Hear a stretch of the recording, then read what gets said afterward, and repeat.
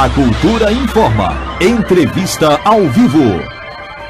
Vamos até a capital pernambucana conversar com o jornalista Edmar Lira. Tudo bem? Tudo ótimo. Ô Edmar, você acompanhou atentamente ontem tanto a posse quanto a eleição, né, do Guilherme Uchoa para a quinta presidência da Assembleia. Quais os destaques aí que você pode trazer para a gente de bastidor, Edmar? Olha, existia a candidatura de Guilherme Uchoa que estava posta há muito tempo. Ele tentou construir sua candidatura e com maestria, aproveitando a lacuna do Palácio, o Palácio foi, digamos, se não incompetente, foi omisso na questão da eleição da mesa diretora, porque o PSB tinha 15 deputados estaduais, a maior bancada da Assembleia, e naturalmente teria a prerrogativa de indicar um nome. Mas o Palácio não soube construir essa candidatura e acabou refém da candidatura de Guilherme Uchoa, que jogou como quem joga xadrez de forma magistral.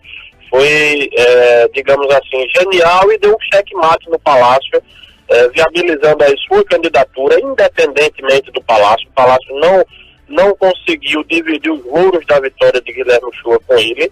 Ele ganhou praticamente sozinho, porque o Palácio foi omisso, e aí ele chegou ao quinto mandato. Teremos agora a questão da inconstitucionalidade ou não, né, do processo político dele, do quinto mandato dele, mas é muito provável que, pelo parecer da Casa Legislativa, pelo parecer da Assembleia, ele não só foi reeleito e deve continuar no cargo por 2 anos, como também poderá disputar a eleição no próximo biênio e chegar aí naturalmente ao 6º mandato. Ô Edmar, agora o Figueira, o Sileno Guedes, o próprio prefeito Geraldo Júlio, que conduziram, né, de alguma maneira essa articulação, sendo bastante criticados, né? Como foi essa relação do Palácio nesse primeiro grande desafio que foi a eleição da mesa da Assembleia?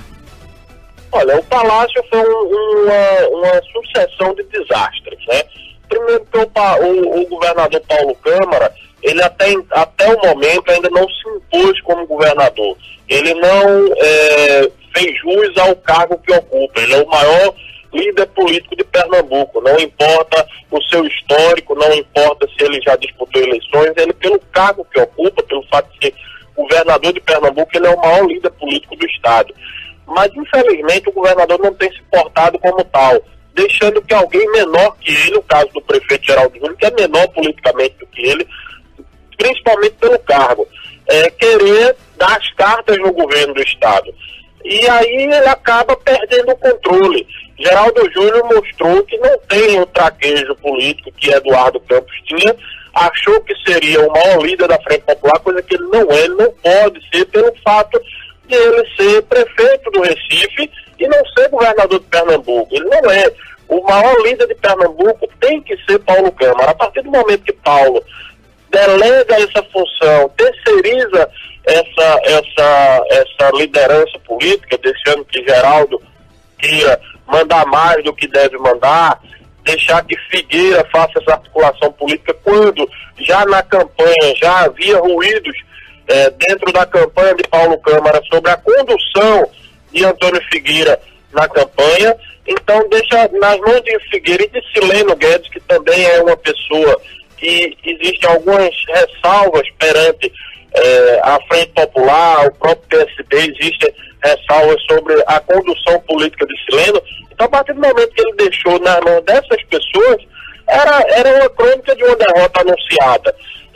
O PSB quis impor a candidatura de Lula Cabral para resolver uma situação de campanha, resolver uma questão do que aconteceu na campanha, e disse: não, o candidato é Lula e vocês vão ter que aceitar. E aí o pessoal não aceitou a imposição, não aceitou o prato feito do Palácio, e o resultado foi aquele: uma vitória de Diogo Moraes, uma vitória maiúscula, porque ele teve 32 votos dos 49, apenas 2 abstenções, e Lula Cabral obteve apenas 15 votos, né? Então, assim, ficou uma desmoralização para o Palácio, porque Eduardo Campos, quando era governador, ele cedeu, ele tentou negociar e manteve aí tanto Guilherme Uchoa quanto João Fernando Coutinho pelas 4 eleições que ele era governador do estado. Mas ele construiu a candidatura. Quando ele não precisou construir, ele chegou com a imposição, mas era uma imposição que as pessoas acabaram aceitando e o resultado foi quase que unanimidade aí nas disputas que a gente teve aí pela mesa diretora da Assembleia em relação aos principais cargos, que foi o de presidente e o de primeiro secretário. Ou seja, os candidatos de Eduardo ganhavam a eleição. No caso de Paulo Câmara, ele pegou, não foi Paulo, porque Paulo até isento o governador dessa situação, porque não foi ele que articulou.